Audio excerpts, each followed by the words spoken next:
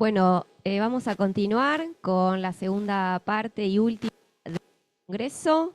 En esta oportunidad vamos a escuchar la presentación del doctor Marcelo Arlego.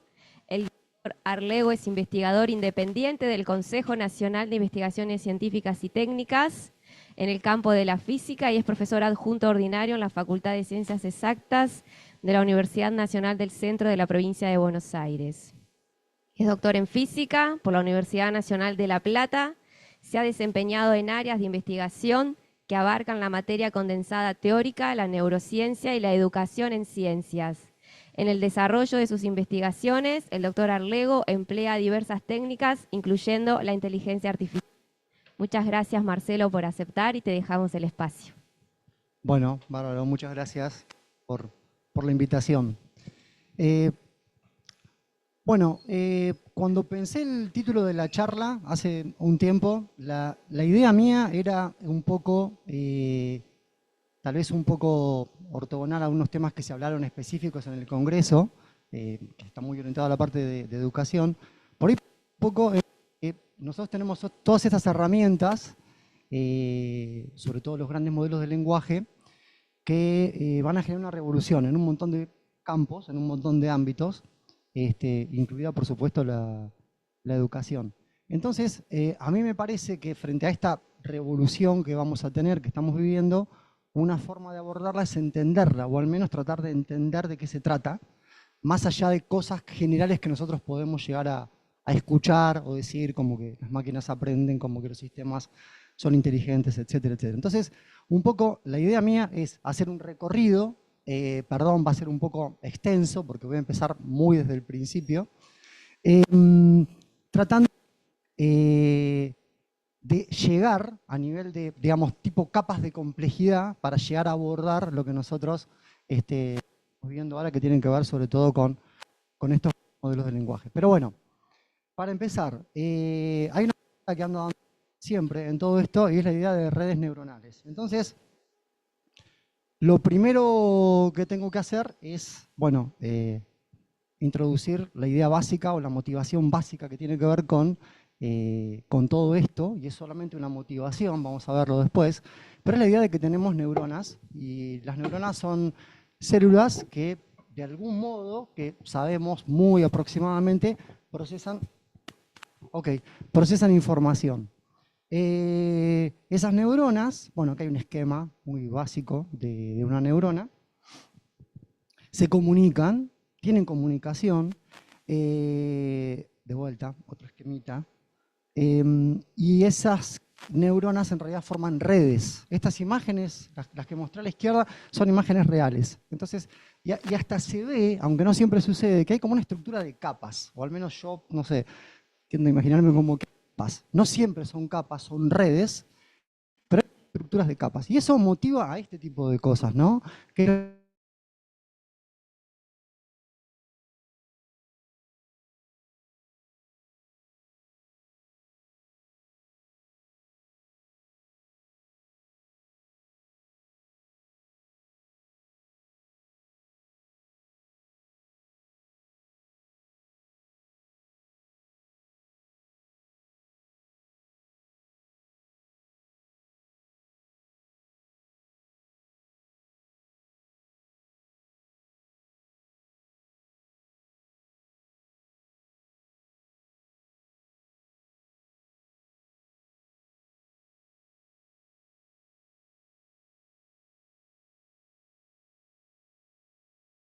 sigo hablando. Las dendritas, entonces, como decía, que son estos receptores de... Sí, sí, no hay problema.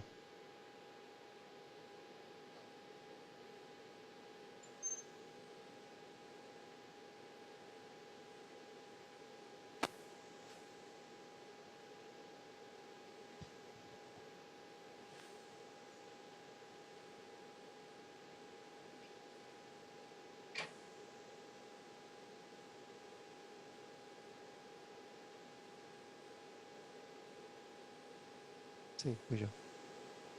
Fui yo ese. Perdón. Uy, ya veo que va. Ya arrancó raro.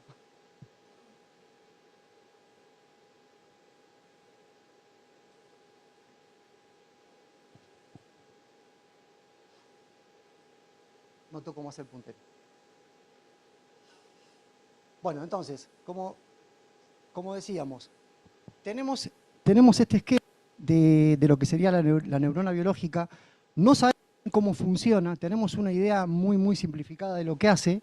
Lo que sabemos es que las dendritas, que son las que tenemos a la izquierda, de alguna manera reciben información. Esa información la pueden recibir de otras neuronas o pueden recibirla también de una entrada, ¿no? Por ejemplo, de una entrada visual. Esas dendritas de alguna manera ponderan, no sé, uno puede imaginarse como que el grosor, por así decir, de las dendritas tienen que ver con cuánta importancia le da a una determinada entrada. Esas entradas son diferentes y de alguna manera esas entradas se acumulan, esa información se acumula y si superan cierto umbral, digamos, disparan. En realidad funcionan de una manera mucho más compleja que eso, pero eso es como una idea muy básica de lo que hacen. O sea, lo que hacen esencialmente es toman las señales de entrada, le dan cierta importancia relativa a cada entrada, se acumulan y si esa señal es suficientemente fuerte, digamos, lo que sucede es que disparan esa señal y esa neurona, digamos, transmite esa información. Nosotros vamos a tratar de tomar esa idea, solamente esa idea, que es una idea muy básica, y la vamos a tratar de transformarla en algún dispositivo, una técnica, un método que nos permita hacer cosas, como por ejemplo, bueno, ya vamos a ver, pero clasificar, etcétera, etcétera, etcétera. Entonces, ¿qué sería un modelo artificial de esa neurona? A nivel de, piénsenlo si quieren, ni siquiera es algo que voy a fabricar, digamos, sino piénsenlo como un dispositivo, casi como una función matemática. Yo voy a tener ciertas entradas, estas entradas van a simular las entradas de la dendrita. Esas entradas, de alguna manera, primero van a pasar por una etapa, fíjense, ese es el esquema típico de una neurona artificial y se mantiene tiene 80 años este esquema y se mantiene prácticamente hasta la actualidad. Tenemos una primera etapa, que es lo que está marcado ahí con verde. Esa etapa es la etapa de sumación. Y después tenemos otra etapa, que es la etapa que tenemos final, que es lo que digo, el análogo que tiene que ver con esta etapa de la activación. Esas son las dos etapas que tiene una neurona artificial, que en realidad tiene un nombre medio raro, se llama perceptrón. Es un nombre histórico. Pero por ahí lo vamos a llamar directamente neurona artificial. Bueno, ¿qué hace un poquito más en detalle ese modelo? Bueno, toma esas entradas, fíjense, X1, X2, X3 van a ser entradas, cada entrada tiene un cierto peso que tiene que ver con la importancia que se va a dar a esa entrada. Va a haber una entrada un poco particular, que es eso que está arriba, que llamé con omega 0. Esa entrada es una entrada que va a sumar, pero no le va a dar importancia, es como introspección, no le va a dar importancia a lo que pasa en el exterior. Es algo que se va a setear internamente. Y después tenemos la otra etapa, que es la etapa de activación. Si lo pensáramos en términos matemáticos, sería una cosa así. No voy a hacer casi matemática, digamos, que quiero mantenerlo en un nivel que lo podamos entender, digamos, lo más generalmente posible, sin matemática. Pero básicamente acá la cuentita que se hace es esto. Se suman, en la etapa de sumación, se suman estas entradas. Fíjense, ese omega 0 que está ahí también tiene un nombre especial, se llama sesgo o bias, a veces se le dice en inglés. Lamentablemente hay muchas palabras en inglés que las vamos a tener que decir porque es como la forma de identificarlos. Y después tenemos esta otra etapa de activación. Entonces piensen en términos matemáticos, ¿qué es lo que haríamos? Tenemos una primera etapa, una pequeña función que toma entradas, y si esas entradas tienen cierto umbral, por ejemplo, acá arbitrariamente vamos a poner, si son mayores o iguales que 1, entonces, mayores o iguales que 0, entonces esa salida, esa activación me va a devolver un 1, por ejemplo. Y si es negativa, me va a devolver un 0. ¿Eso queda claro? Esa es la idea básica de lo que sería una neurona artificial. Ahora bien, la pregunta es, todo bien eso, pero ¿qué sirve? ¿No? Uno podría decir, yo tengo una especie de analogía. Bueno, ¿para qué puede servir? Bueno, sirve para un montón de cosas, sobre todo porque es una función, y las funciones sirven para muchas cosas. Pero en particular quiero empezar, y ahora voy a empezar con una secuencia de aplicaciones cada vez más sofisticadas y que siempre van a seguir utilizando este paradigma de neurona o de perceptrón. El ejemplo que tengo acá es el siguiente. Imagínense que esta es una imagen, pónganse que es una superficie, en X1 y X2 es una esquina, no sé, de un campo, X1 mide las cuadras o los metros o los kilómetros, lo que quieran en un eje, y X2 mide en el otro eje. Y en ese campo alguien está viendo qué es lo que hay. Entonces, por ejemplo, va identificando zonas. Con verde identifica zonas que son de campo y con naranja, puse ahí, podría haber sido marrón en realidad, que son sierras. Y yo lo que quiero, aunque parezca loco, es tratar de usar ese dispositivo que recién acabamos de, entre comillas, descubrir para ver si yo puedo clasificar esa zona, si yo puedo agarrar algún punto en alguna zona que esté por ahí abajo y decir que pertenece a esa zona con alguna etiqueta. Por ejemplo, voy a decir, si la salida es igual a 0, eso va a ser campo, verde. Y si la salida va a ser 1, eso va a ser sierra, naranja. Y eso es una etiqueta artificial que yo la voy a poner. Entonces, otra cosa importante. Como fui midiendo, me di cuenta que con una línea bastaría, que yo podría hacer esa separación con una línea. No sé si siempre va a pasar, pero en principio yo creo que una línea bastaría. Entonces, con esa cabeza, con esos datos y con esa línea que yo me imagino que puede llegar a separar, voy a hacer lo siguiente. Voy a armarme esta neurona. Y esta neurona, yo hice la cuenta a mano, sería como la primera red neuronal o de una neurona directamente hecha a mano, en la que yo puse arbitrariamente los pesos y puse un sesgo. Fíjense que los pesos son 1 en cada lado, menos 1, y esa neurona funciona. Y una forma de ver que funciona es hacer alguna prueba. Por ejemplo, si yo voy al punto 00, que está por acá abajo, ese punto yo sé que es un punto que es verde en esa clasificación. Entonces vamos a actuar a la neurona. ¿Qué sería? Bueno, multiplico las entradas, 0 por la entrada del primero, 0 por la entrada del segundo, menos 1 es la primera línea que se ve en esta parte. No quiero usar el puntero. La primera línea que está en esta parte. Y fíjense que esa cuenta me da negativa. Si me da negativa, lo que significa es que eso va a caer a 0. Y yo dije que 0 es verde. Funciona. Después, elijo el 1, 1, hago la misma cuenta, se va a pasar de 1, se va a pasar de 0, es mayor que 0, y eso me va a dar un 1, y eso significa que va a ir a la zona de sierra. Y de hecho, les digo que esa línea que tengo que marcar acá sería como el borde. Ese sería el borde. Eso es lo que... Entonces, en principio, espero convencerlos de que esa pequeña función, un poco traída de los pelos, por así decir, porque podría clasificar de una forma mucho más simple esto, pero acá, digamos, puedo empezar a ver que esa neurona puede llegar a servirme para clasificar. ¿Qué pasa? Y una cosa importante, esa neurona, por la estructura que tiene, puede ver rectas solamente, no ve otra cosa que rectas. Es muy obtusa, o sea, divide el mundo en rectas, nada más. Ahora yo sigo midiendo en ese campo y tengo un problema. Empiezo a detectar que en esta zona hay otra zona que aparecen también zonas verdes. Entonces digo, bueno, quiero clasificar, quiero usar neuronas. El problema es que las neuronas ven rectas, ya digo. Cada neurona es un dispositivo extremadamente simplificado. ¿Qué le va a pasar? Entonces, bueno, podría pensar, bueno, agrego otra neurona que me separe más o menos esa parte. Ahora me voy a encontrar con un problema, porque, bueno, lo voy a poder hacer, finalmente voy a trabajar con 2 neuronas, cada neurona va a terminar viendo el plano en 2 partes, pero el problema principal, quiero todavía concentrarme en esta parte, no quiero que miren la tercera neurona, pero en la primera parte lo que va a suceder es que va a haber un conflicto. Y el conflicto se los digo en palabras. Está armada la regla ahí, pero se los digo en palabras. Esta primera neurona, toda esta parte de acá la ve verde y toda esta parte de acá para arriba la ve naranja.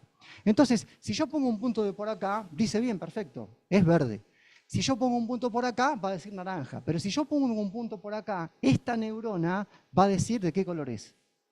Naranja. Lo mismo con la otra, viceversa. Si yo estoy acá y digo que es verde, no va a haber problema, acá tampoco, pero acá va a haber un conflicto.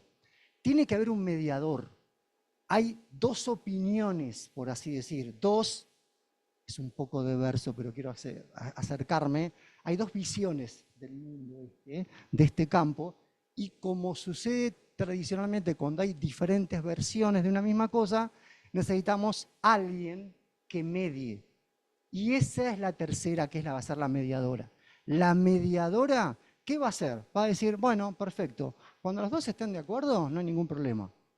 Cuando haya desacuerdo, yo voy a mediar. Y no quiero hacer la cuenta, porque nos llevaría un poquito de tiempo, pero les aseguro que haciendo exactamente la cuenta que acabo de decir, sumación y activación, lo que sucedería es que la tercera neurona logra mediar de tal forma que logra, por ejemplo, R1 es esta región, termina haciendo bien, le da la razón a esta, borra la que está equivocada y le da la razón a la primera. Lo mismo para R2 y en R3 no hay ningún conflicto porque los dos andaban bien. Esa esencia, si quieren, casi todo lo que voy a contar de en adelante, si se entiende esta idea, esa idea creo que es central. La idea de que cada neurona es un objeto que es neurona artificial, ¿no? Siempre hablamos de artificial de ahora en adelante. Es un objeto extremadamente simplificado, que ve las cosas de una forma muy simplificada y que las capas ejercen de mediadores, pueden ver como jueces que pueden ver tener una visión más completa, ¿no? Ese es un poco el mensaje central que va a estar en toda la charla. ¿Qué sucede? Bueno, seguimos, creo que se entendió la idea. La idea es que, bueno, esta persona siguió midiendo y empezó a ver que le aparecieron puntos por acá, porque siguió explorando. Fíjense que hay también otra cosa súper importante. Está controlado por datos esto. Yo tengo datos, voy capturando más datos y esos datos me van haciendo cambiar, por así decir. Entonces, estoy acá arriba y acá arriba, como ya sabemos el truco, ¿qué sería? Bueno, agreguemos otra neurona. Para cada línea o para cada zona que yo vea, voy a agregar más neuronas. Y eso puede continuar, porque, por ejemplo, me puede pasar esto. Yo exploré muchísimo y ahora la zona me quedó súper complicada. Y yo digo, no hay ningún problema, muchas neuronas, porque cada neurona es una pequeña recta. Y yo tengo libertad y puedo poner todas las que quieras. Entonces, si yo puedo tomar las que quiera, acá aproximar, por así decir, esa zona arbitrariamente con esa red que tenemos ahí. Bueno, esa es nuestra primera red neuronal. Entonces, esa es la idea de una red neuronal y por eso funcionan en paralelo. Fíjense otra cosa súper importante. Estas neuronas, cuando trabajan, no se ven, trabajan en paralelo. No ven lo que ven otros. Las que ven son las que vienen adelante. Y esa idea de apilar capas y de ver cada vez cosas más sofisticadas, porque vienen con información, entre comillas, más masticada de las capas anteriores, pueden ver cosas más sofisticadas. Y eso es lo que cuando la gente dice, hay frases muy pomposas, ¿no? Las neuronas, las capas generan altos niveles de abstracción, porque, bueno, es eso. Bajémoslo, saquemos toda la pompa y la idea es esa. Cada capa toma información de la capa anterior, la vuelve a procesar y genera cosas que son más sofisticadas que lo que ve una capa individual. A mí esa idea me encanta, me pareció siempre, desde que entendí eso, me pareció una idea que tenía que contarla y que me parece que está buenísima, está por todos lados, pero por ahí no es tan accesible cuando la gente escucha hablar de redes neuronales. Esa es la idea. Bueno, ya que nos apropiamos de la idea, ahora vamos a seguir, porque ahora podemos hacer un montón de cosas. Por ejemplo, podemos decir, yo seguí explorando y ahora no tengo 2 etiquetas, tengo más, porque hay campo, sierra, mar, ciudad. Bueno, no hay ningún problema. Puedo hacer el mismo juego y puedo poder clasificar exactamente de la misma manera. Yo eso lo voy a poder hacer. Sigo complejizando más y acá tengo un paso que va a ser un golpe. Y este paso voy un paso para atrás. En el paso anterior yo veía los atributos X1 y X2, son atributos que medía. Yo decía, bueno, ¿cómo clasifico esa zona? Bueno, por la zona en que están.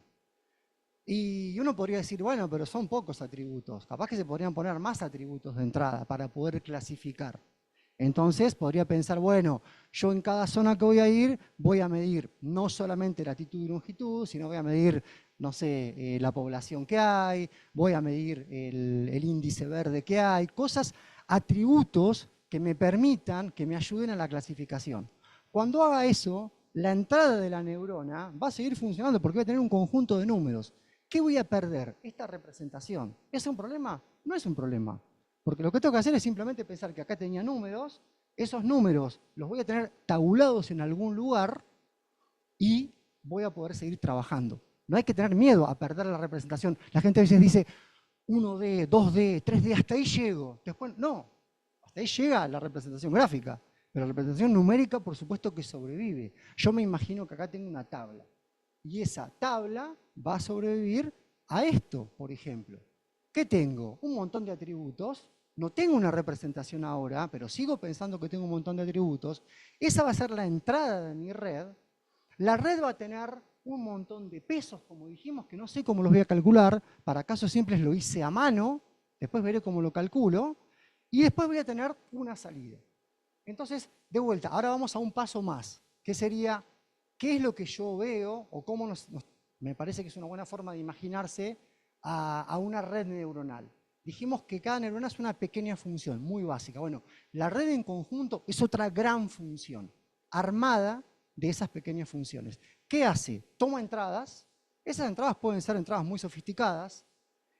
Esa función se alimenta de las entradas, pero tiene parámetros, tiene pesos. Los pesos son los parámetros de esa función. Son cantidades que me van a decir y que le van a dar la utilidad a la red, y eso finalmente va a terminar dando una salida. Una vez que me liberé del 2D y pasé a pensar en atributos, ahora ya estoy listo para otras cosas. Por ejemplo, voy a decir, yo tengo una imagen.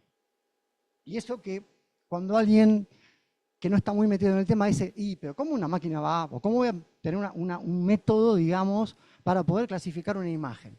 Bueno, ¿cuál es la regla? Bajémoslo a números. Entonces, cuando yo veo una imagen, lo que veo es un montón de números. Una imagen muy simple, imagínense, en blanco y negro. Esa imagen en blanco y negro está en graduaciones de grises. El blanco, digo que es el 0, y el negro es un número, no sé, 255, algún número. Y en el medio tengo todo el conjunto de números. Bueno, ¿cómo eso puede alimentar una red? En este caso, 28 por 28, eso me da 784 atributos. Bueno, si yo pienso en el concepto de la red, podría decir, toda esa entrada la podría aplanar, toda esta fila la podría poner acá, la que sigue acá, la que sigue acá, y sería una entrada gigante. Fíjense el camino que hicimos en 10 minutos. Pasamos de 2 dimensiones, de 2 atributos, sumamos atributos y ahora estamos poniendo 784 atributos. Y hay una cosa que ya va a empezar a hacer ruido, porque uno diría, toda esta cantidad que tenemos acá es toda blanca. Esos atributos es como que no son buena información para la red. A la red le va a costar trabajar con esos atributos y es algo que vamos a volver a ese tema. No vamos a hablar de imágenes tanto, pero a veces las redes necesitan ayuda para poder lidiar con tanta información y sobre todo información que no es útil. En los modelos de lenguaje vamos a ver que eso es central, súper importante. Pero bueno, la idea es que tenemos entonces 784 atributos y vamos a tener etiquetas. Quiero que se les peguen dentro de lo posible los nombres. Atributos son las variables de entrada de esta función. Las etiquetas son las variables de salida, como el X y el Y. Así lo veo, ¿no? Y tenemos en el medio esta función que tiene estos pesos. Acá tendríamos, bueno, los 10 atributos que serían los 10 dígitos. Por supuesto que podemos seguir con esto. Si tengo una imagen de un gato, es lo mismo, obviamente. Más complicado porque tendré más atributos. Cada píxel que tengo acá es un numerito. Lo tengo en color, entonces son 3 capas. Son muchos, son miles de atributos que yo voy a tener que poner en esta red. Pero si creo en esta idea de que la red va a poder funcionar, tal vez, si tenemos suerte, y ahora otra cosa, agrego un montón de atributos más, de etiquetas más.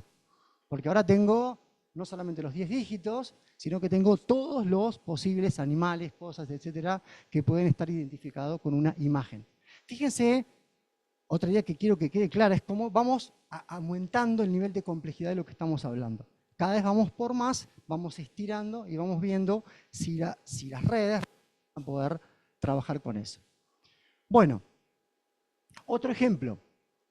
Hasta ahora, estos ejemplos tenían que ver con hacer una clasificación. Sería, digo que pertenece a tal clase, o también puedo decir que tengo cierta probabilidad de que pertenezca a cierta clase, ¿no? La salida puede ser un número o puede ser una probabilidad de pertenencia a una clase. Son cosas que yo voy a poder manejar internamente dentro de la red.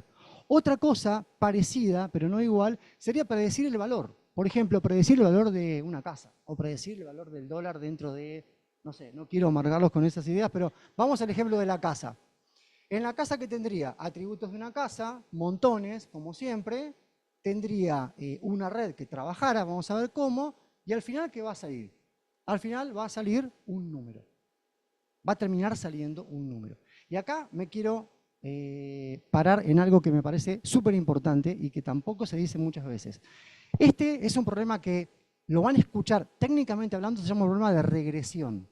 La palabra regresión tiene que ver con hacer un ajuste. Yo voy a tener datos, a partir de esos datos voy a encontrar una cierta forma de una función, pero va a pasar algo mágico, no mágico, pero bastante interesante, con todas estas redes, y tiene que ver con lo que pasa con las funciones, es que cuando uno trata de encontrar alguna función que se amiga, que describe cierto conjunto de datos, lo que encuentra es la función completa. Y esa función completa lo que va a hacer es que cuando entre una entrada que no existía, que nunca la vio, un precio, por ejemplo, de una casa, un conjunto de atributos de casa que nunca la red vio, nunca. Ahora vamos a ver en un proceso de entrenamiento cómo se van a ajustar esos pesos, pero imagínense que vino Dios y dijo, estos son los pesos te voy a dar los pesos para hacer predicciones de casa. ¿Y cómo los encontraste? Y bueno, porque estuve viendo muchos ejemplos y toma, estos son los pesos. Ahora, yo vengo con otra casa, ¿para qué lo quiero usar? Para poder generar cosas nuevas. Vienen datos nuevos, una casa nueva que quiero poner en venta. Y quiero que me digas cuánto va a valer. Bueno, ese dato no existía.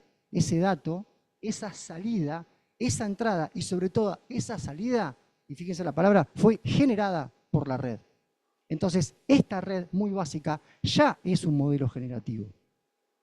Ya es un modelo generativo, porque genera cosas, estos atributos son de una casa nueva, que nunca la tuve, que no sé cuánto vale. Bueno, genera una salida.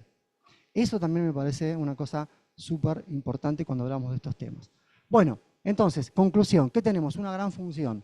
Tengo un montón de números de entrada, la red va a tomar atributos que generan, va a tomar los atributos, va a trabajar con esos pesos que ahora vamos a ver cómo los voy a poder entrenar y van a generar una salida. ¿Qué pueden ser? Etiquetas discretas, pueden ser probabilidades, pueden ser continuos, como el problema de la predicción de casa, y también puede haber mucha cantidad de ellos. Pero ese es el esquema o la imagen que yo tengo cuando me imagino una red neuronal. Bueno, parte importante.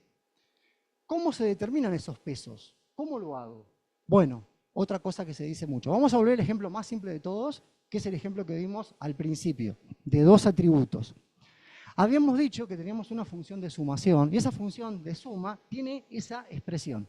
Y ese es el borde de lo que yo puedo hacer con una sola neurona. Ese borde, para el que sepa un poquitito de matemática de secundaria, ese borde, cuando está igual a 0, que es el límite, esa ecuación es una ecuación de una recta. En realidad le sobra un parámetro, porque una recta son dos parámetros, es un cociente, pero básicamente con omega 1, omega 2 y omega 0, yo tengo una recta. Entonces, quiero que se peguen esta idea. Cada recta que yo me pueda imaginar está no unívocamente, pero asociada con esos pesos que yo tengo ahí. Si yo cambio los pesos, yo cambio la recta. ¿Ok? Eso es súper importante. Entonces, ¿cómo es el entrenamiento? Paso a paso.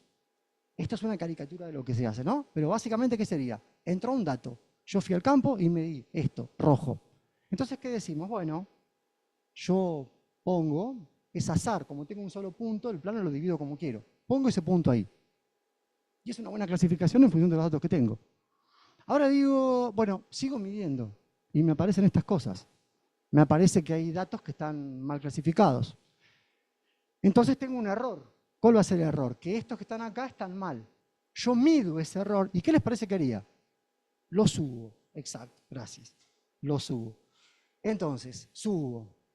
Y ahora digo, voy a seguir midiendo. Sigo midiendo. Me aparecen estos de acá. ¿Qué tengo que hacer? Lo corro. Exacto. Hago esto.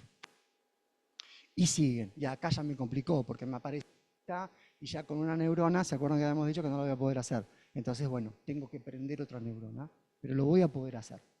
Ese proceso iterativo en el cual yo voy modificando los pesos de la red a medida que me voy alimentando de datos es lo que se llama entrenamiento.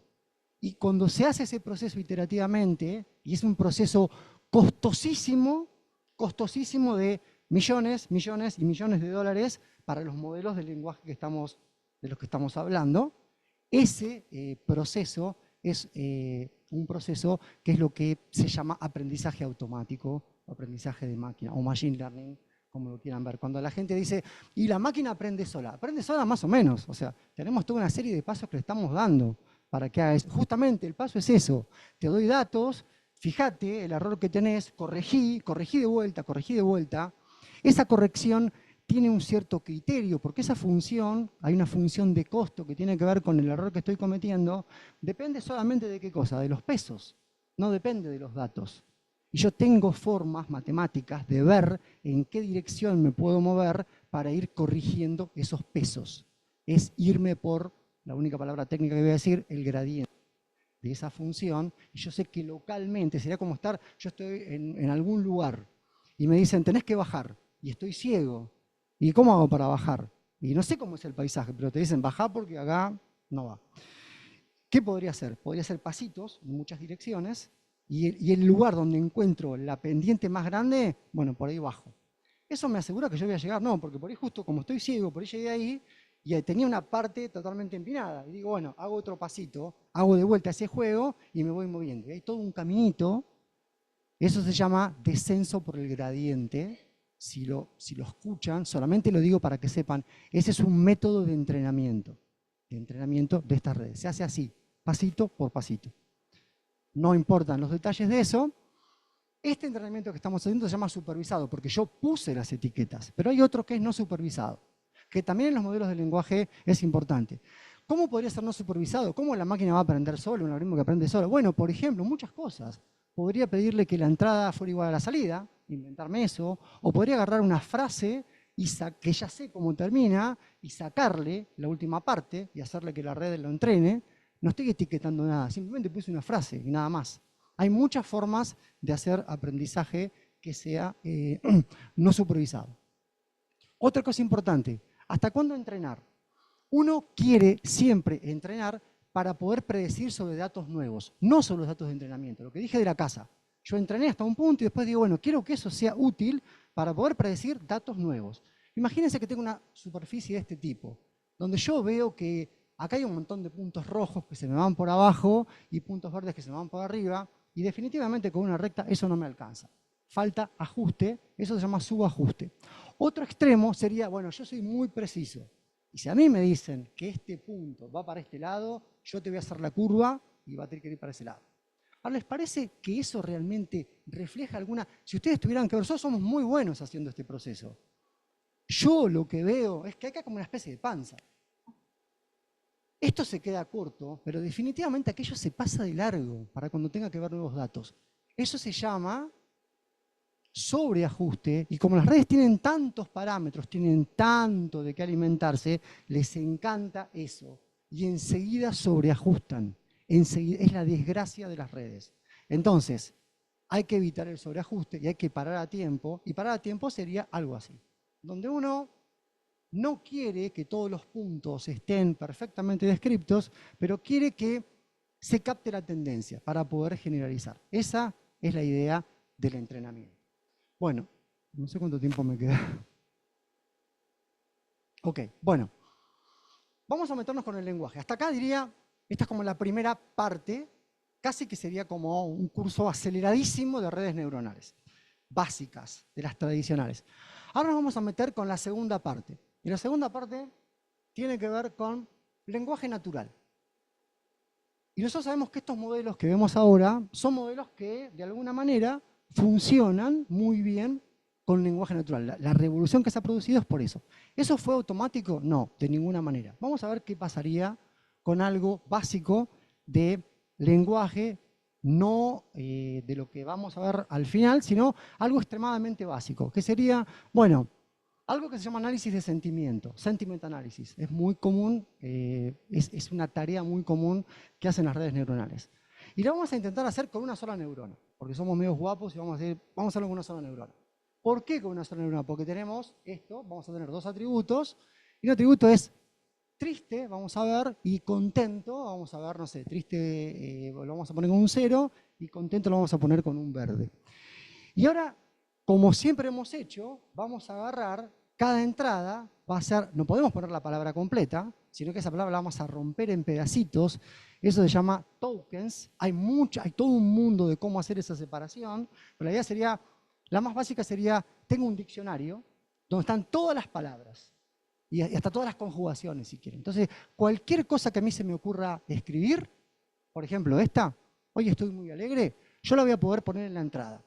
¿Y cómo lo voy a poner en la entrada? Bueno, acá tengo mi diccionario, voy a ubicar, están todas las palabras, voy a ubicar dónde están las palabras. Imagínense que está en orden alfabético, no importa. Acá está alegre, por ejemplo, acá está estoy, acá está hoy, acá está muy.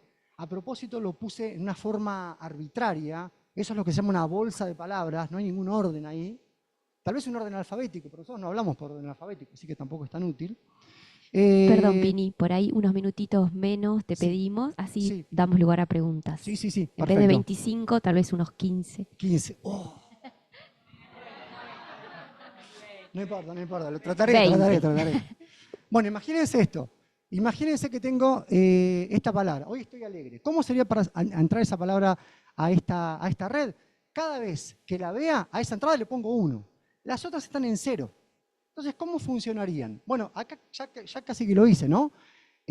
A mano, de vuelta. ¿Qué sería? Si detecto la palabra alegre, que yo sé que es una palabra buena, la puntúo muy alta. Le voy a poner un peso de 10. A las otras le voy a poner 0, porque esa ya definió. Cuando hago la suma va a quedar 1 por 10, esos 10 es mayor que 0, y eso, el activador que me va a decir, es un 1 y estoy contento. Bueno, funciona. Si hago otra, angustia de invierno, esta me quedó muy triste. Demasiado. Bueno, lo mismo, ¿no? Pondría angustia menos 6, pondría invierno también, es medio bajón, pondría un menos 2, haría la cuenta, me da negativo y eso me dice que estoy triste. Eso funciona, pero tiene un problema. Cuando pongo frases medias raras, que yo, agotado pero satisfecho de haber ayudado a alguien, a la red a una neurona se le va a complicar. Entonces vamos a apelar a esta idea de las capas que estábamos diciendo, y vamos a inventarnos una buena neurona que jerarquice la estructura. Entonces la neurona, si la pudiéramos mirar, no va a hacer eso porque va a hacer lo que quiera, pero si lo hiciéramos a mano, haría algo de este tipo. Las entradas serían como siempre, las primeras tomarían los aspectos más básicos, porque preguntar a una persona si está triste o contenta es una cosa muy sofisticada. Primero pregúntame si tengo hambre, si tengo sueño, si me duele algo. Eso es lo básico que tengo que preguntar. Las primeras capas van a procesar ese tipo de cosas. Si lo pensara en términos humanos, ¿no? Las capas de más adelante van a procesar cosas mejores, ¿no? Bueno, ya van a acumular esa información y ya sumando esos atributos van a decir, bueno, qué sé yo, autoestima, estrés, motivación, propósito, se fue un poco de largo, pero bueno. Y al final de todo voy a tener mi clasificador. Lo voy a poder seguir haciendo. Y eso es un problema que, en general, análisis de sentimiento, las redes neuronales de las que estamos viendo, densas, son redes que se la bancan, digamos, bastante bien. Podría generalizar y decir, bueno, quiero hacer un multisentimiento, porque, por ejemplo, podría tener un montón de atributos. Y también eso, en general, va a terminar funcionando bastante bien. Y acá vamos a tener un problema. Y el problema es cuando queremos decir, bueno, quiero hablar, quiero que me inventes una historia. Y vamos a tratar de hacerlo con una red de las que tenemos ahora, tipo bolsa de palabras, donde la entrada es una entrada completamente desestructurada. ¿Qué va a pasar? Empezamos con el clásico había una vez, y esto, bueno, la misma historia, vamos a poner había una vez de un lado, esto va a andar, voy a crear, estas son probabilidades, entonces, ¿qué voy a hacer? ¿Cómo es la decisión? Bueno, la que es más alta gana. Entonces, un gana, ese un pasa para acá, voy a hacer palabra por palabra, voy a armar toda la frase palabra por palabra. Bueno, esa pasa acá, cuando pasa acá, la mando de vuelta a mi bolsa de palabras, a la entrada, y sigo jugando con eso. Había una vez y aparece, qué sé yo, soy, perro, pueblo. Perro y pueblo rankean bastante bien. Soy rankea muy mal, así que no la voy a elegir. Elijo perro. Y eso lo voy a hacer un montón de veces, muchas veces, porque quiero que se la banque para poder generarme algo bueno. Cuando lo hago muchas veces, con estas redes que tienen una estructura completamente, no tienen estructura en la entrada, va a pasar que van a empezar frases raras, qué sé yo. Había una vez un perro cuyo ladrido parecía narrar cuentos olvidados. Fíjense que hasta por acá tiene cierto sentido. Había una vez un perro cuyo ladrido, qué sé yo, hasta ahí va, pero después parecía también, y después se fue, perdió memoria, no tiene estructura. Parecía narrar, ahora vuelve a agarrarlo, parecía narrar cuentos, ahí la agarra de vuelta, no tienen estructura, no pueden hacer eso, no lo van a poder hacer. Y el problema que tenemos es que no se puede generar texto coherente porque tenemos acá una entrada que está completamente, no tiene ninguna clase de organización, no hay nada que se le dio. Se mandó toda la entrada, es un diccionario en la que cada palabra está asociada con un único atributo. Es como si a mí me dijeran, tengo una biblioteca muy grande y yo quiero acomodar libros por algún criterio, y yo decía, no, yo una caja por libro. ¿Y cuántas cajas va a tener? Y tengo 3.000 libros, y dame 3.000 cajas. Es eso. Pues no, pero te convendría organizar la biblioteca, ¿por qué no mandás a aquella punta? Eso es lo que necesitamos. Necesitamos organizar el lenguaje, o sea que esto no va a funcionar, y lo que vamos a tener que hacer son varias cosas, lo voy a decir muy rápido, pero este es el corazón de lo que estamos entrando a lo que estamos viviendo ahora, y tiene que ver con, primero vamos a, lo que digo, el ejemplo de la biblioteca, agrupar palabras por atributos. ¿Eso qué significa? Significa que en vez de tener tantos atributos, voy a tratar de tener menos, pero que tengan significado. Y eso me lo imagino, digo, en este mismo espacio. Yo podría pensar, tengo x1 y x2, son dos atributos, y me van, olvídense de este x1 y x2 particular. Piensen en el sentido de, yo voy a mandar palabras y quiero que ustedes las acomoden. Bueno, creo que todos nosotros pondríamos rojo, azul y verde más o menos juntos, después pondríamos moneda, cheque, dinero más o menos juntos, y podríamos arreglarnos de alguna manera en este espacio. Tenemos muchas palabras, capaz que vamos a necesitar más ejes, pero no todos como un diccionario completo. Capaz que con, digamos, agrupar por diferentes tipos de atributos. Por ejemplo, la biblioteca podría ser agrupo por género y agrupo por antigüedad y agrupo por idioma. Entonces tengo muchos ejes donde esos ejes van a ser agrupaciones de atributos. Y va a pasar algo bastante interesante, y es que a pesar de que eso va a ser un paso bastante bueno, van a quedar palabras raras. Por ejemplo, banco es una palabra que va a quedar medio intermedia entre ¿quién? Entre plaza, parque, fuente y también aquí. Ya, quiero que miren esta, que está en el medio de esta y esta. ¿Por qué? Porque en esa agrupación el lenguaje es tan bravo, tiene tantas sutilezas, que a veces banca lo usamos de diferentes maneras. Hasta ahora, esta organización no miró a la frase. La frase que yo quiero analizar es esta, y quiero ver cómo sigue. Hoy saqué dinero del banco para. Entonces, lo primero que voy a hacer es organizar mi espacio, digamos, de atributos de entrada, tratar de concentrar. Entonces, en vez de dar un atributo por palabra, vamos a asociar palabras por caracteres comunes. Reducimos los atributos, pero cada uno tiene sentido. Eso es una palabra central en todo lo que tiene que ver con lenguaje natural, y se llama armar un embedding. Un embedding es una palabra horrible, traducida queda peor, así que ni la voy a traducir, pero la idea del embedding es eso, es concentrar, por así decir, bajar la cantidad de atributos y encontrar, agrupar palabras por atributos comunes. Eso es lo que voy a hacer. Fíjense que hasta ahora ese embedding vive independientemente, es armado independientemente de la frase. Pero la frase tiene más cosas. Por ejemplo, la frase tiene un orden.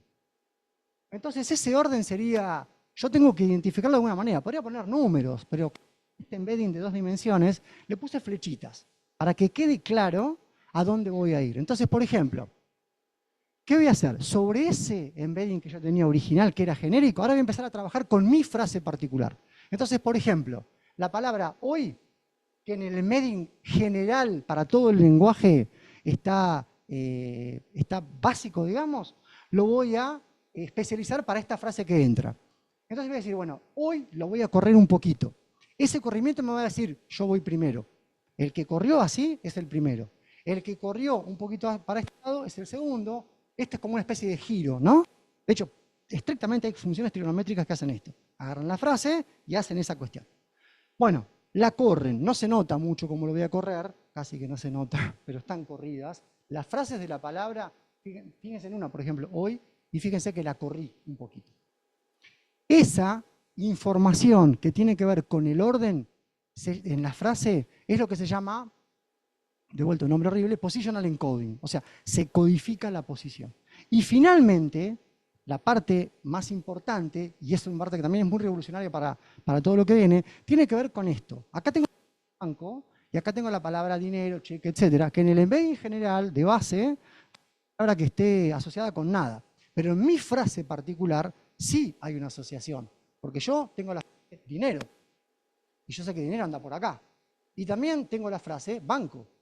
Entonces ahora ese embedding especializado en mi frase, prestando atención a todas las frases que hay, al contexto de la frase, lo que va a decir es, bueno, vos correte para acá. El embedding genérico tampoco funciona, sino que funciona algo que lo que va a hacer es correrme, se especializó en función del contexto de la frase. Son todas cosas que probablemente parezcan triviales, pero particularmente esta capa, esta nueva estructura que se agrega a las redes para tener en cuenta, además del embedding, tener en cuenta la atención en la frase al contexto, que se llaman capas de autoatención, son los padres directos de todos los modelos de lenguaje que ven GPT, etcétera, etcétera, etcétera, se dispararon gracias a esta idea que tiene de 2017. No es una idea muy, muy antigua. Es una idea muy nueva. Y hay un paper muy famoso sobre eso, tiene un nombre medio loco, pero que básicamente es, bueno, attention is all you need, quiere decir, lo único que se necesita es atención. No es cierto, porque los embedding hacen un trabajo enorme, pero esa capa de atención es una capa central. Bueno, una vez que tenemos esto, estamos preparados, después tendremos nuestra red. Fíjense que todas estas capas lo que hacen es preparar el lenguaje, lo estructuran, lo estructuran. Con imágenes pasa algo parecido. Ahí se llaman redes convolucionales, que lo que hacen es filtros que ayudan, que dan empuje a esa entrada y me dan una entrada que es mucho más informada. Bueno, ya estamos. Ahora estamos preparados para un modelo de lenguaje. ¿Qué es un modelo de lenguaje con todas estas ventajas que tenemos? Primer paso, tokenizar, o sea, separar la frase en pedacitos. Agrupar por atributos, eso lo hace el embedding. Ordenar las palabras dentro de la frase, ese es el positional encoding.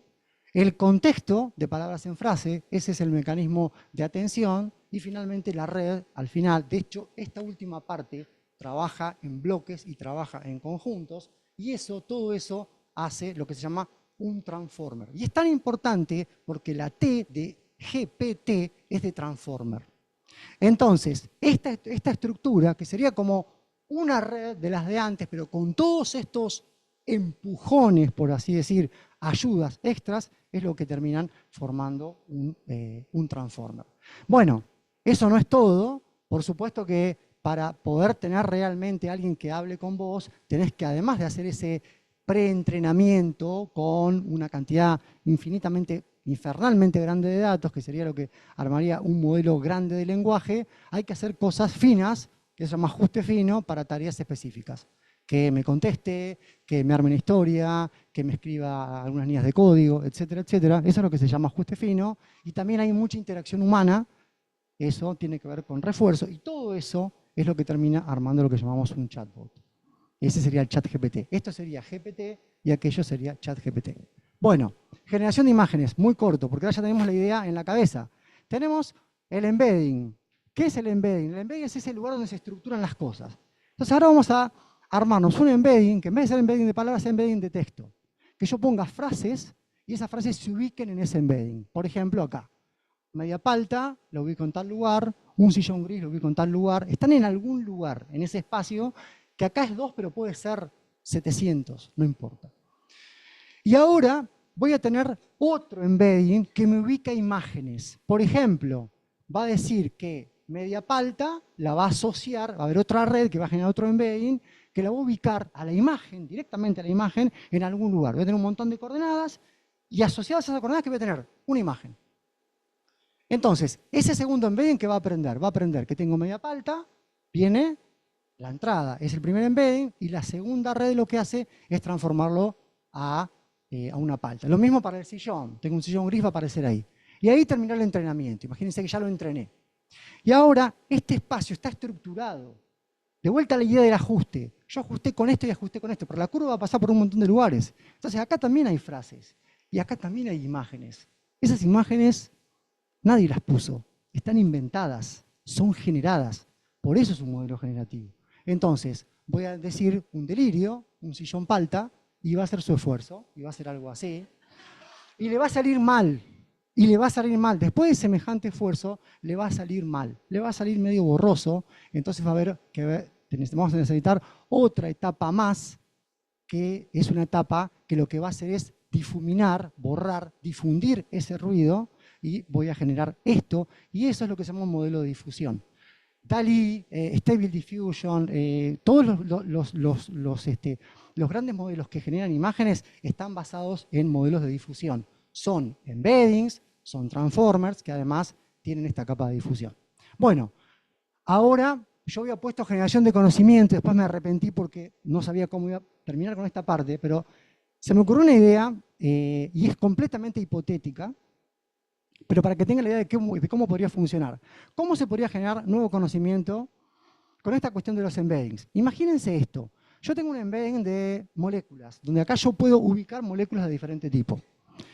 Y además lo puedo conectar, parecido a lo que hice con las imágenes, con un embedding de propiedades. Por ejemplo, esa molécula, yo sé que es una molécula que es calmante, es un calmante muy fuerte, pero es adictivo. Tipo, no sé, algún calmante que se usa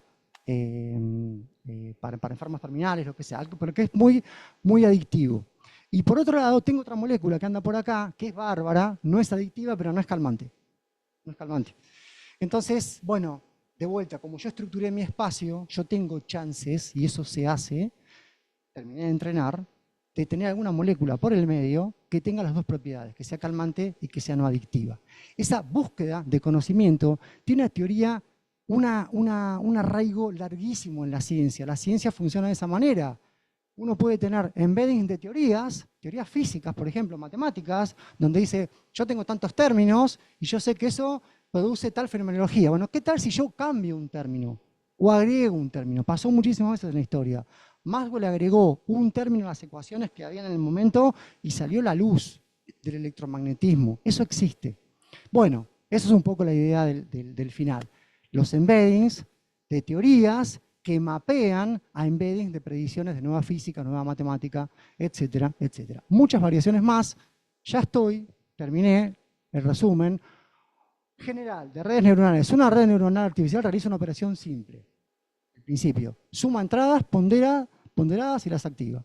Varias neuronas en una capa trabajan en forma independiente para generar salidas. Es la segunda idea.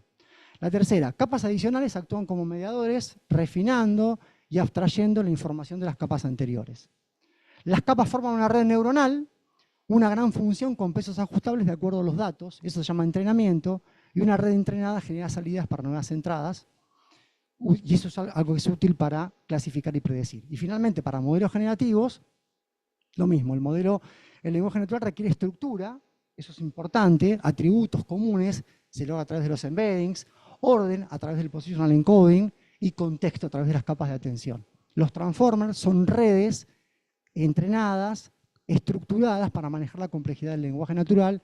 Los grandes modelos de lenguaje son transformers preentrenados con enorme cantidad de datos que pueden adaptarse pueden especializarse para tareas como chatbots y generalmente, bueno, también obviamente se pueden generar imágenes, mapeos de embeddings en texto a embeddings de imagen y difusión y finalmente generación de conocimiento, lo que acabo de decir, mapeo de embeddings de teorías, hipótesis a embeddings de nuevos resultados y predicciones. Bueno, muchas gracias.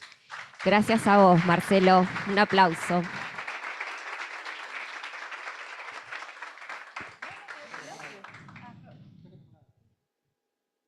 Bueno, muchas gracias. Pasamos a la instancia. Primero, Marcelo, podés tomar agua, por supuesto. Allí tenés la jarra y 2 copas o 3. Acá tenemos una. Bien, allá tenemos una pregunta. Dejémoslos descansar un segundito. Mientras, si querés formularla. Sí, Marcelo, me gustaría, si es posible, ¿podemos poner Google a la vista acá? Y te quiero hacer una pregunta porque lo he probado con los alumnos. para que con un caso bien práctico, para determinar, yo soy abogado, no soy informático o físico como vos, y quiero que me expliques a ver si esto, si la palabra poner acá. No, poner acá. ¿Dónde está? ¿El texto está por ahí? Ah, allá, en la máquina aquella.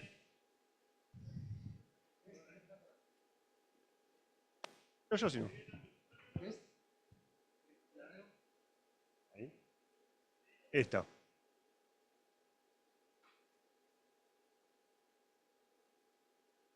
Ahí.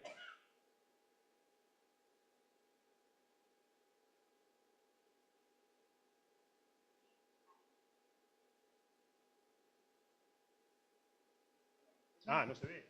Ah.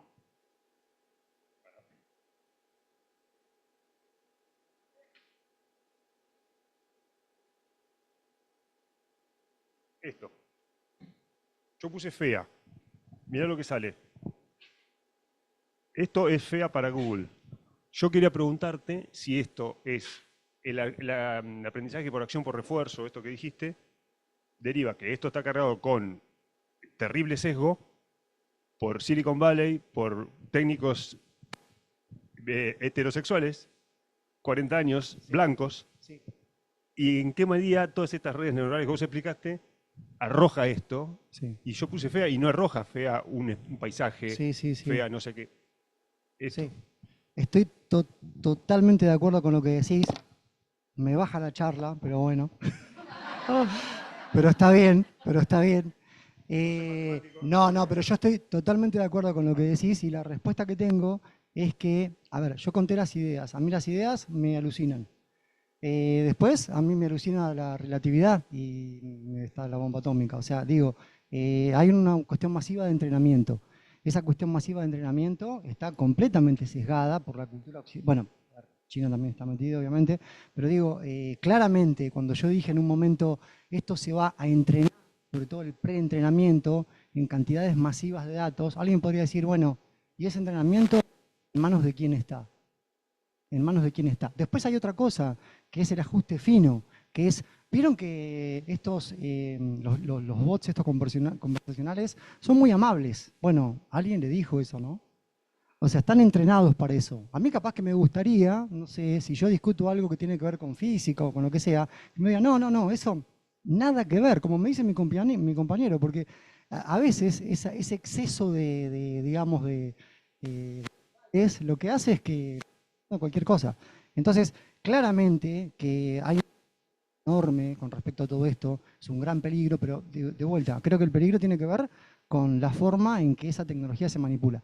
Las ideas, sobre todo las ideas madre, el perceptrón de los años 40, la idea de cómo se entrena, hay algo que se llama backpropagation, que es un algoritmo que tiene que ver para el entrenamiento, la idea de la idea de... Todas esas ideas son ideas completamente nobles, por así decir. Y yo creo que quería quedarme con esa idea. Ese es completamente cierto, tenés toda la razón, y hay mucha tela para cortar respecto de eso. Sí, totalmente. Sí, claro, pero la acción por refuerzo tuvo que ver con una supervisión humana. Sí, totalmente, Esto totalmente. es así. Pero totalmente. O sea, hubo alguien, un hombre, Sí, alguien que dijo, esto ejércitos feo. de gente mandados para hacer eso. No tengas la menor duda. No tengas la menor duda. Sí, totalmente. Está buenísimo lo que decís. Con Y sí, totalmente. Con Sí. la inteligencia artificial, con la creación de imágenes, la tuvieron que parar porque pensé era que decía- muy sesgada con algunas imágenes. Y hoy, Sí. por ejemplo, yo estaba haciendo un trabajo donde ponía que quería fotos del ejército de la Segunda Guerra Mundial. Sí, No te puedo dar. Bueno, dame fotos o creame una imagen sí. del ejército nazi. No te lo puedo crear. Mm. Dame una foto del ejército alemán. Y me puso, donde sigas preguntando esto, te voy a Te denunciar. vas. O sea, Sí, no, por ni supuesto. uno lo sacó directamente. Pero por supuesto que está preparado para eso, está entrenado para eso, está en manos, y sobre todo creo que la parte más peligrosa es que está en manos de privados. Es decir, no hay una regulación todavía. Hay como gestos en esa, pero eso. ¿Cuál es el problema de esto? Y acá hay gente que entiende mucho de este tema y lo va a poder corroborar. Las formas en que esto crece es exponencial, se disparó exponencialmente.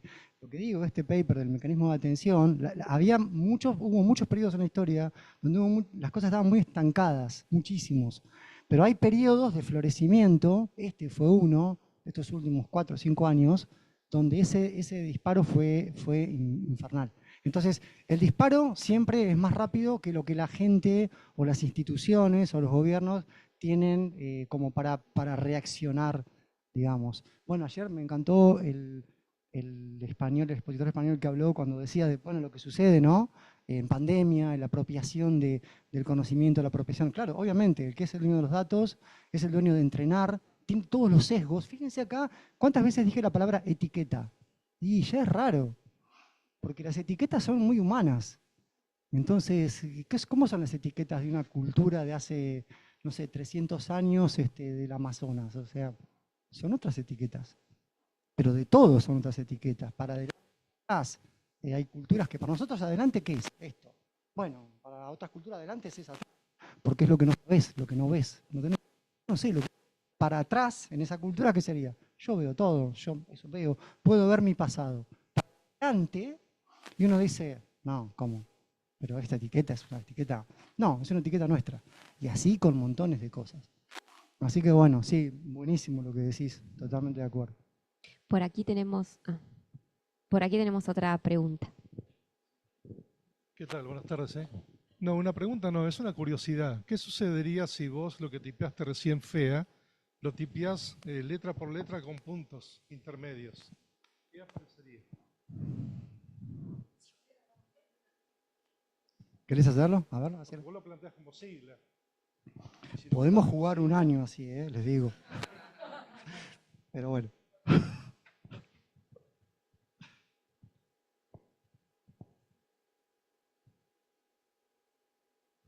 A ver, algo va a ser, porque de vuelta, yo creo que, insisto con esto, es un modelo generativo. Bueno, sí. Es robusto, ese sesgo está, es insistente.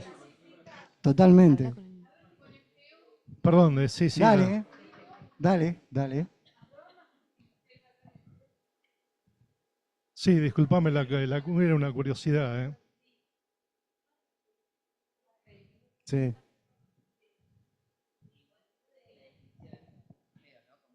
El embedding, ese que vos contabas. Claro. Va por ese lado. Sí, totalmente, claro. O sea, no es que tiene una etiqueta, o puede ser que esté mirando la etiqueta, pero también es porque Conectó. en la descripción conectó porque dice feo. Conectó. No. Claro. Sí, yo perdón que insista, pero esta idea de los embeddings, que sería información estructurada y cómo mapear unos a otros, es lo que hace que estos modelos salgan, digamos, no sé, puedo poner entradas de diferentes tipos y van a salir cosas, yo puedo poner texto y sale imagen, puedo poner texto y sale voz, o sea, siempre es la misma idea, siempre es una idea súper poderosa. No hay problema, hay tiempo, pero... Entonces te hago una pregunta mientras tanto. Sí. Acá Agustín. Tengo una pregunta por ahí más técnica. Bueno, pero está bien, lo que dijiste me encantó y tenés toda la razón. Sí, totalmente, obvio. Sí. Sí. Y con cada etiqueta que se te ocurra te va a pasar eso. Sí, obvio. Claro, lo que pasa es que trasciende, está claro que se entiende que trasciende a la idea, ¿no? O sea, la idea es una idea hermosa, una idea que yo no dejo de asombrarme en ese sentido. Pero obviamente que esa idea después en manos, es como digo, hay teorías que desencadenan una bomba y pueden pasar muchas cosas así. Son como diferentes ámbitos, pero está totalmente claro que debe discutirse, seguro, sí. Perdón. No hay problema. Una pregunta por ahí un poco más técnica. Sí. Hablaste de los modelos generativos, todo. Con respecto a las métricas, Sí. viste que por ahí, mirando en otras reuniones, sabíamos que un modelo generativo te da una respuesta, si le das la misma pregunta te da otra respuesta, Sí. ¿no? ¿Qué métricas considerás para los modelos generativos de textos y creo de imágenes? ¿Considerás como que hoy, o si existe, no sé, si existen algunas métricas que por ahí son las más aceptables? Viste que puede existir la precisión, por ejemplo. Pero Yo lo que, alguna- a ver, más que pensar en términos de métricas, te lo voy a decir de esta manera. El modelo generativo te va a dar otra respuesta para la misma entrada, porque el ranking que hace, viste que yo puse un ranking de probabilidades. Bueno, hay muchísimas probabilidades que son probabilidades muy parecidas. Y sería muy tonto decir, bueno, yo siempre voy a asignar al ranqueo a la probabilidad más alta, porque siempre daría la misma respuesta. ¿Yo qué hago? Las primero probables, y en esa variación es donde yo tengo la riqueza. Más allá de la métrica. Yo Ok. creo que la riqueza tiene que ver con eso. No se rankea porque si no el lenguaje siempre sería muy repetitivo. Y de vuelta, eso es un ingrediente muy humano, ¿no? Fíjense que a mí una cosa que me resulta también muy asombrosa es que hay un montón de paralelismos con cosas que nosotros hacemos como humanos, ¿no? Yo he escuchado muchas críticas cuando la gente dice, y no, esto no puede ser porque esto copia a Van Gogh. Y vos decís, bueno, a ver, ¿y Van Gogh no copió en su red? Van Gogh no sé cómo lo hizo, pero claro que algo hizo y claro que generó un montón. Esto es para otra charla, pero hay un montón de paralelismos que uno puede empezar a plantear entre, bueno, qué hace y qué es copia, qué no es copia. Nosotros copiamos, sí, ¿no? Claro. También tenemos un modelo generativo.